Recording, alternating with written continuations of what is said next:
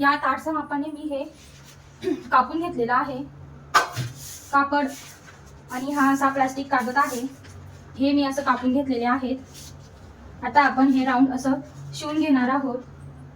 ही साडी घेतलेली आहे, साडीची पट्टी कापून घेतली आहे, 2.5 इंचीची ही पट्टी आहे बघा, खूप मोठी अशी पट्टी कापून घेतलेली आहे।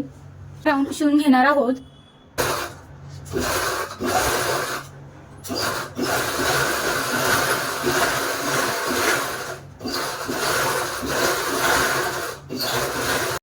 बघा हा एक राऊंड कंप्लीट झालेला आहे।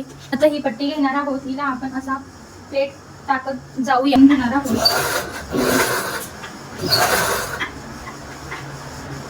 पुन्हा प्लेट घेऊया,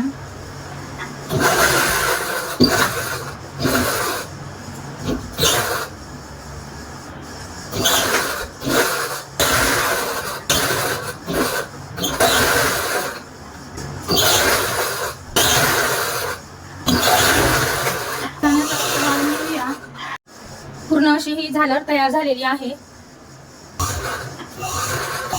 हळूहळू ड्रॉइंग करून घेणार आहोत।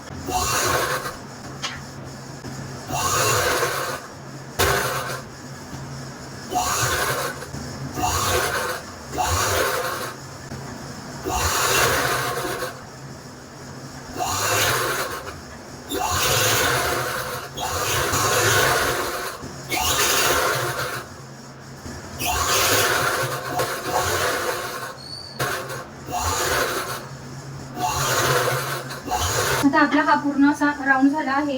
परत आपण शिलाई टाकून घेणार आहोत।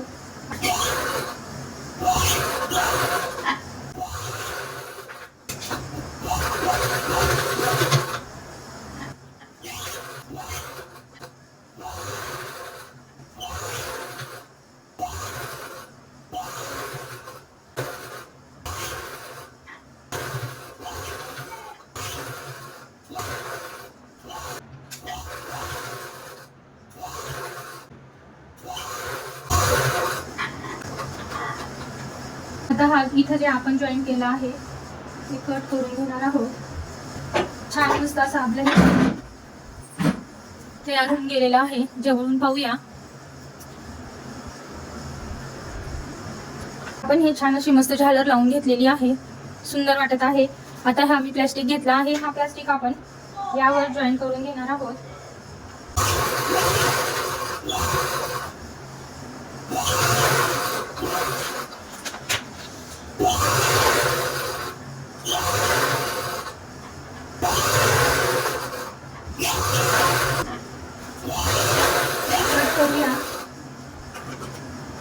बघा मस्त असं हे जॉईन करून घेतलं आहे। आता आपण पट्टी बनवून घेणार आहोत। हे बघा हे गोणी घेतलेली आहे, ती आपण मध्ये अशी लावून घेणार आहोत।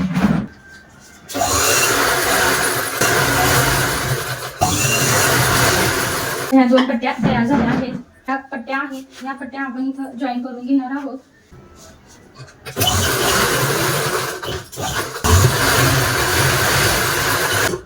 असा बेल्ट आपण लावून घेतला आहे। हे बघा 2 पार्ट आपले तयार झालेले आहे। इकडे हे झालरने आपण तयार केलेली आहे आणि दुसरी आपली साईड ही प्लेन आहे। असा काठ घेतला आहे, हा काठ आपण आता असा लावून घेणार आहोत। असा साईडने आपण हा काठ लावूया। हा काठ आपण आता इथं लावून घेणार आहोत।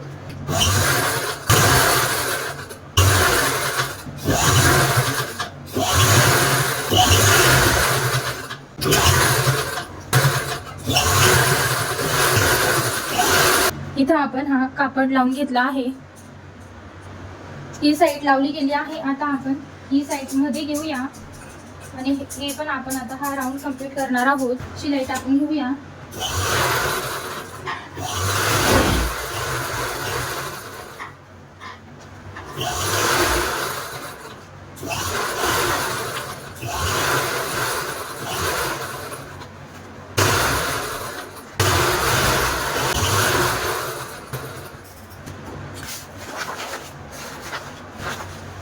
सरळ करून घेतली आहे। तर ही जी बॉर्डर आहे ही आपण शिवून घेणार आहोत।